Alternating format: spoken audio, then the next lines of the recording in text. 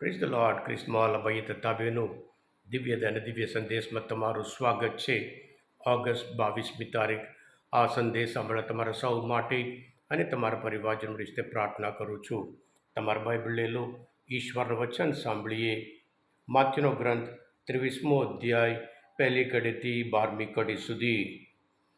ઈસુએ લોકોને અને પોતાના શિષ્યોને ઉદ્દેશને કહ્યું, શાસ્ત્રીઓ અને ફરીસીઓ મોશેના આસન ઉપર બેઠા છે, એટલે એ લોકો કહે તે પ્રમાણે કરજો અને ચાલજો, પણ એ લોકો કરે તે પ્રમાણે કરશો નહીં.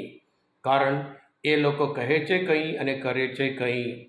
તેઓ તો કમર તોડી નાખે એવા બોજાની ગાંસડીઓ બાંધી બીજાની ખાદ્ય ઉપર લાદે છે, પણ એ ઉઠાવવા માટે પોતે એક આંગળી સુદ્ધા હલાવવા તૈયાર નથી. તેઓ જે કંઈ કરે છે તે દેખાડવા માટે જ કરે છે. તેઓ શાસ્ત્ર વચનોના મોટા મોટા તાવીજો રાખે છે અને વસ્ત્રોની ઝૂલ પણ મોટી રાખે છે.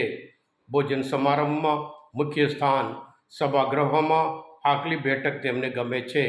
રસ્તે ઘાટે લોકો એમને વંદન કરે અને ગુરુજી ગુરુજી કહે એવું તેઓ ઈચ્છે છે. પણ તમે પોતાને ગુરુજી કહેવડાવશો નહીં, કારણ કે તમારે એક જ ગુરુ છે અને તમે બધા ભાઈઓ છો. પૃથ્વી પરનો કોઈ માણસને પિતા કહેશો નહીં, કારણ તમારે એક જ પિતા છે, એ પરમપિતા. તેમ તમે પોતાને આચાર્ય પણ કહેવડાવશો નહીં, કારણ તમારે એક જ આચાર્ય છે અને તે ખ્રિસ્ત. તમારામાં જે સૌથી મોટો હોય તો તમારો સેવક હોય. કારણ જે કંઈ પોતાને મોટો કરશે તેને નાનો કરવામાં આવશે, અને જે કંઈ પોતાને નાનો કરશે તેને મોટો કરવામાં આવશે. આ પ્રભુની વાણી છે, તે આપનો આધાર છે. ક્રિસ્મોલ ભાઈ બહેનો, જ્યારે એક ઉમેદવાર દીક્ષા પામે, ગુરુ દીક્ષા પામે, તમે બધા ઘણા બધા ઓર્ડિનેશનમાં ગુરુ દીક્ષામાં તમે હાજરી આપી હશે, ત્યારે દીક્ષા કે અભિષેક કરતાં પહેલાં બિશપ ઉમેદવારને પૂછે છે, કહે છે, પ્રેક્ટિસ વોટ યુ પ્રીચ. તું જે પ્રચાર કરે છે પહેલાં તું એનું પાલન કર, એમ કહેવામાં આવે છે. અને આપણે જાણીએ છીએ ક્રિસ્મોલ ભાઈ, તમે ઇલેક્શન પહેલાં બધા ઉમેદવારો કહેતા હોય છે, અમે કહીએ છીએ તે જ કરીએ છીએ, જે કરીએ છીએ એ તે જ કરીએ છીએ. અને ત્યાર પછી શું થાય છે આપણે બધા જાણીએ છીએ. એ જ રીતે આજના શુભ સંદેશમાં પ્રભુ ઈસુ પણ જે ફરીસીઓ શાસ્ત્રીઓ જેવા હતા એના અનુસંધાનમાં પ્રભુ કહે છે, તેઓ જે કંઈ કહે છે તે કરજો, એ લોકો કરે છે એ પ્રમાણે કરશો નહીં.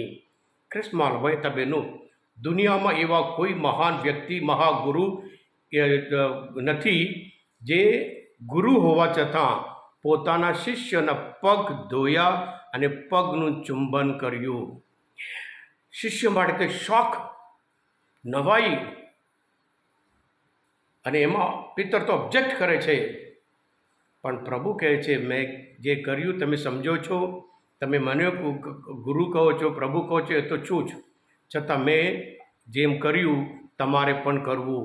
જેમ મેં તમારા પગ ધોયા છે એમ તમારે પણ બીજાના પગ ધોવા જોઈએ છે. ક્રિસ્મોલ ભાઈ બહેનો, પ્રભુ ઈસુ સર્વશક્તિમાન હોવા છતાં માનવ બન્યા, માનવજાત માટે શાશ્વત પ્રત્યે જીવન આપવા માટે આવ્યા. ફિલિપીના ધર્મશ ઉપર લખતા 2 અધ્યાયમાં પૌલ કહે છે, એ સર્વશક્તિમાન હોવા છતાં નમ્ર બન્યા અને શૂન્ય બન્યા હતા. ક્રિસ્મોલ ભાઈ બહેનો, આ યહૂદી ધર્મના જે શાસ્ત્રીઓ હતા, ફરીસીઓ હતા, ધર્મનો ઉપયોગ પોતાને માટે કરતા હતા. એ માન મેળવવા માટે, સ્થાન મેળવવા માટે, ધન મેળવવા માટે તેઓ ઉપયોગ કરતા હતા. એટલે ધર્મનો ઉપયોગ પોતાના માટે અધર્મના કાર્યમાં તેઓ કરતા હતા. એટલે પ્રભુ શું કહે છે, એવું તમારામાં થવું ના જોઈએ. પ્રભુ પોતે કહે છે, માનવ પુત્ર સેવા કરવા અને સૌને માટે પોતાનું જીવન અર્પી દેવા આવતો રહ્યો છે. સેવા લેવા નહીં, પણ સેવા કરવા માનવ પુત્ર આવ્યા છે. અને ક્રિસ્મોલ ભાઈ બહેનો, આપણે પણ પ્રભુના સંતાન તરીકે હંમેશા જીવનમાં નમ્ર બનવું જોઈએ. મરિયમ બોલ્યા, હું તો ઈશ્વરની દાસી છું. પ્રભુ ઈસુ પોતે કહે છે, યોહાનના ગ્રંથમાં 4 અધ્યાયમાં 34 કલમમાં, જેણે મને મોકલ્યો છે એની ઈચ્છા પૂરી કરવી, એનું કામ કરવું એ મારો આહાર છે. એટલે સંપૂર્ણ પોતાની ઈચ્છા, પોતાની જાત ત્યાગ કરી હોય એ પ્રભુ ઈસુ ખ્રિસ્ત છે. પ્રભુ ઈસુ જ્યારે ગેત્સેમની બગીચામાં પણ ત્યારે ધ્રુજે છે. જે દુઃખ વેઠવાનું હોય, જે વેદના અનુભવ કરવાનું હોય, એ બધું જોઈને ધ્રુજે છે. લૂકના ગ્રંથમાં 22મો અધ્યાયમાં 42 કલમમાં પ્રભુ, હે પ્રભુ, બની શકે તો આ પ્યાલો મારાથી ખસી જવા દો, છતાં મારી ઈચ્છા નહીં પણ તારી ઈચ્છા. હા કૃષ્ણવાલા ભાઈ તબેનો, પ્રભુ ઈસુ સંપૂર્ણ રીતે ઈશ્વરની ઈચ્છા પૂરી કરવા માટે જ પોતાનું જીવન સંપૂર્ણ ત્યાગ કરી માનવજાત માટે મુક્તિ મેળવવા માટે જ પૃથ્વી પર આવ્યા હતા. એટલે આપણે પણ આજના શુભ સંદેશ પ્રમાણે પ્રભુ કહે છે બહુ સ્પષ્ટ વાતમાં કે આ લોકો કેવા પાખંડી લોકો છે, ઘમંડ લોકો છે, માત્ર શો કરે છે, જે કંઈ કરે છે માત્ર દેખાડવા માટે કરે છે. એમના હૃદયમાં ધર્મ નહીં, માત્ર લોભ હતું અને લાલચ હતી, અને એ લોકો ધર્મનો ઉપયોગ કરતા હતા. સાથે સાથે કૃષ્ણવાલા ભાઈ તબેનો, મીકાના ગ્રંથમાં 6 અધ્યાયમાં 8મી કલમમાં એક અદ્ભુત વચન છે. પ્રભુ બોલે છે, હે માનવી, શું સારું છે એ તને કહેલું છે. પ્રભુને તો આટલું જ જોઈએ છે કે તું ન્યાય આચરે અને અવિચળ પ્રેમ રાખે અને તારા ઈશ્વરની સાક્ષીએ નમ્રતાથી ચાલ. જો પ્રભુ ઈસુ પોતે નમ્ર બન્યા હોય, મરિયમ નમ્ર બન્યા હોય, પૌલ કેટલા મહાન વ્યક્તિ છે, બધા પાપીઓમાં હું નંબર 1 પાપી છું કરીને એ નમ્ર બન્યા હતા. અને પિતર, પ્રભુ હું તો પાપી છું, મારાથી દૂર હટો એમ કરીને, દૂર જાઓ એમ કરીને પ્રભુને કહ્યું હતું.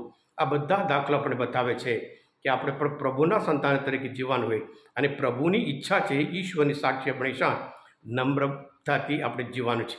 જે નમ્ર છે એ મહાન છે, જે મોટા છે એને નાનો કરવામાં આવશે, જે નાનો છે એને મોટો કરવામાં આવશે.